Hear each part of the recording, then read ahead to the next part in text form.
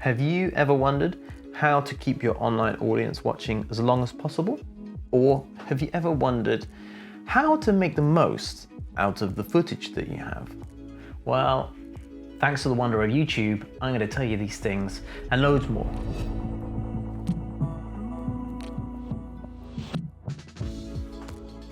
I found a secret. I've unlocked the secret. So, hey guys, it's Shiny. I'm going to give you some of the knowledge that I've learned over the last decade working for major clients.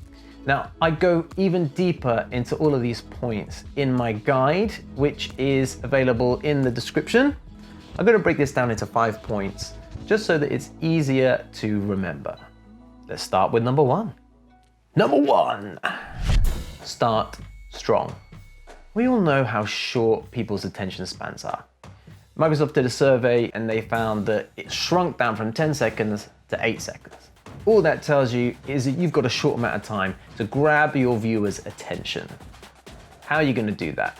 Present the problem that your video resolves right at the front. Or if it doesn't resolve a problem, put your best or most beautiful footage right out the gate. Writers will talk about a thing called narrative arc. I'll teach you more about this in another video, but basically it means at what point in the story does the most exciting or trivial thing happen. In cinemas and other places where people seek out your video, you've got a captive audience and you can get away with a longer narrative arc.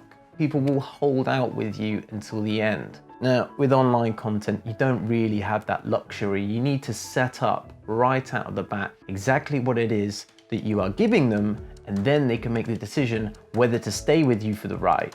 By doing this, not only do you very quickly get rid of the people that aren't interested in what it is you have to show, but the ones that are interested are more invested to watch it right to the end. Number 2, human. Who is the human at the other end watching your film? If you don't know who they are, how do you know what they like? It's as simple as that, really. Imagine a video for a metalhead in his 30s.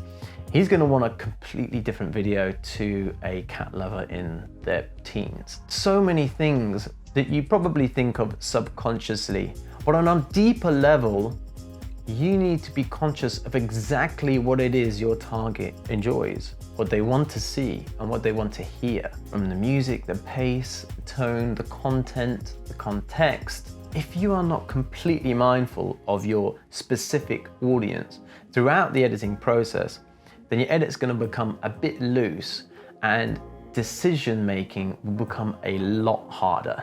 Really dialing this in is what separates a highly engaged video with that is not engaged. Another thing to consider is where your audience is going to be viewing your content. Some platforms want the super exciting, high energy stuff right at the front. Other platforms, the audience allows you to have a bit more slower pace at the front, perhaps a bit more intrigue. So really play to your platform's strengths. Number 3, identity. A video's identity can be said to consist of 3 things: music, sound effects, and visual characteristics. Audio is as important as the visuals, and anyone who tells you otherwise is an idiot. I know that some people will say, oh, but 60% of videos are watched without any sound on. But that's down to 2 things. 1, some videos are shit and you don't want to watch it with sound on. And B, some videos are made to be watched without sound on. But if your video is engaging enough, a viewer will want to turn on the sound. And when they do, if they're met with shit sound, then they're done, they're gone. Next. It's kind of like having a supercar with a lawnmower engine. It's pretty to look at, but as soon as you turn it on, you've lost interest. So audio, important. Visual characteristics, also important. These are things like editing timing, the pace, transitions, color grading, other techniques like flash frames, that sort of thing. These all create the makeup of a film's identity. And by figuring out our ideal viewer from the previous point, we will be able to craft the identity of the film to perfectly harmonize with our audience. Which brings us nicely onto our fourth point, nuance. Nuance? Nuance? It is possible to have too many flashes and bangs and whistles and effects and plugins and transitions and all these other things that the internet is awash with to make your video sparkle. But actually, all it's really doing is masking a lack of skill in the art of video editing. So when using all of the things in identity to increase engagement, we have to be sure to practice nuance. You see them like cherries on a cake. A cherry on a cake is delicious and pretty to look at, but if you cover the cake with cherries, well, then you don't have enough room in your belly for as much cake. If you look at film trailers and TV commercials, their entire purpose is a short bite of content that is to persuade you to either buy a product or go see a film. The way they do that, if you'll notice, is not by throwing in loads of transitions and flashy, sparkly things. It's by using the art of editing. Not only this, but videos that tend to use these plugins and effects and transitions tend to age really badly. All of these things are fads and flavors of the month. Stick to what the pros do and practice the art of editing. The fifth and final point, why? Why though? Why are you making this film? A video is most effective when it's as succinct as possible. Only keep in what is necessary. And what is necessary will answer your why. Is it a call to action? Do you want the viewer to do something at the end? Or is it just to raise awareness on a brand or an issue?